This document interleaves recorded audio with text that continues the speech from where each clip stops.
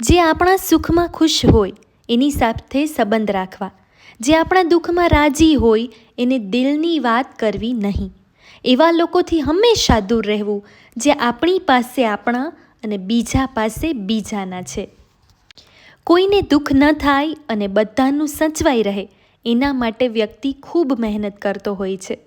પરિવારનો મોભી પરિવાર બચાવવા માટે ખુદ ખર્ચાઈ જતો હોય છે.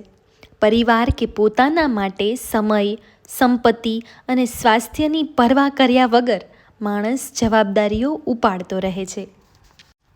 ગાડી, મકાન, દુકાનના હપ્તા યાદ રહે છે.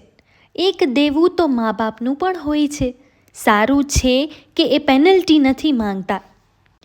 માતા પિતાની ગરીબાઈથી શરમાવવું નહીં. મોટી દોલત માતા પિતા જ છે. મા બાપની ઉંમર થઈ જાય તો એને તરછોડવા નહીં. જેની સાથે મા બાપ રહેતા હશે એ સૌથી મોટો માણસ કહેવાશે. મા બાપ સાથે તોછડાઈ કરવી નહીં, પણ માતા પિતાનું માન સન્માન જ આપણી ઇજ્જતને વધારે છે. સંસ્કાર અને સંપત્તિ ત્યારે જ શોભે છે જ્યારે ઘરમાં વડીલો સુખ પ્રેમથી સચવાતા હોય.